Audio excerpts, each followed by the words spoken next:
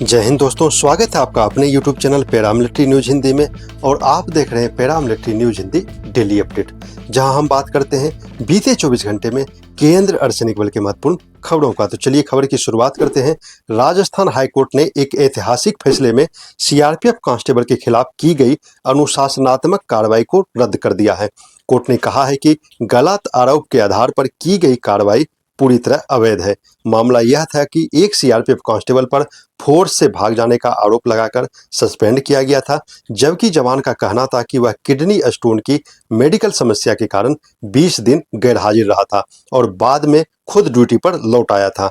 Court ने स्पष्ट कहा कि बिना छुट्टी गैर हाजिर रहना और फोर्स छोड़कर भाग जाना दोनों अलग अलग अपराध है और अगर आरोप की नींव ही गलत हो तो सजा भी गलत मानी जाएगी। इसके बाद हाईकोर्ट ने सस्पेंशन आदेश रद्द करते हुए जवान को बहाल करने का निर्देश दिया है।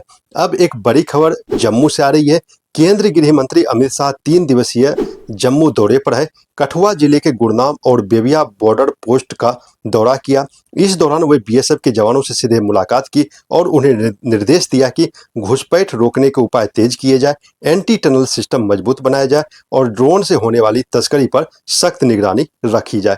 खबर यह भी है कि इस दौरे में गृह मंत्री जवानों और उनके परिवारों के लिए 6 नई कल्याणकारी योजनाओं की घोषणा भी करेंगे।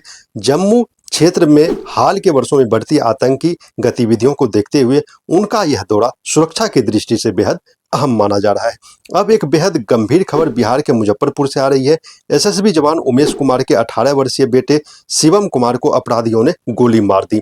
घटना अहियापुर थाना क्षेत्र की है, जहां शिवम एक बर्थडे पार्टी से लौट रहा था। बदमाशों ने पहले से घात लगाकर उस पर फायरिंग कर दी।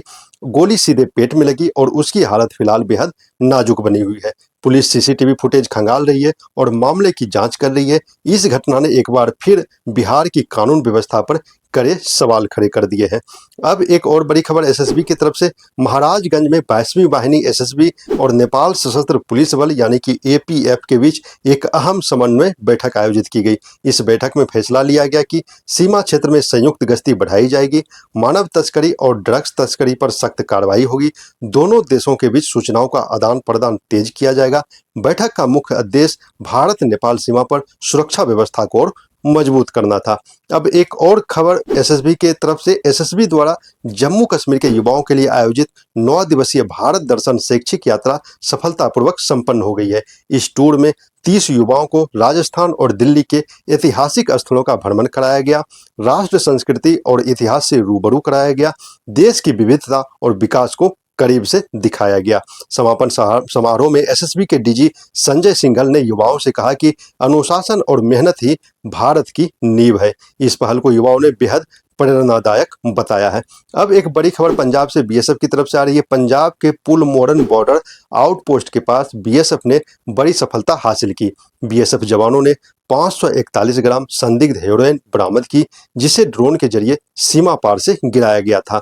बीएसएफ ने बरामद खेप को स्थानीय पुलिस के हवाले कर दिया है और एनडीपीएस एक्ट के तहत मामला दर्ज कर आगे की जांच की जा रही है। यह कार्रवाई सीमा पार से हो रही नशा तस्करी के खिलाफ एक और बड़ी कामयाबी मानी जा रही है। अब अंत में एक खबर आ रही है असम से।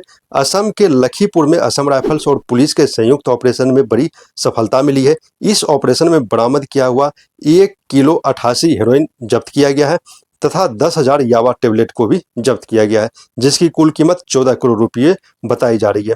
मामले में एक आरोपी को गिरफ्तार किया गया है, जो मणिपुर के जिरीबाम का निवासी बताया जा रहा है।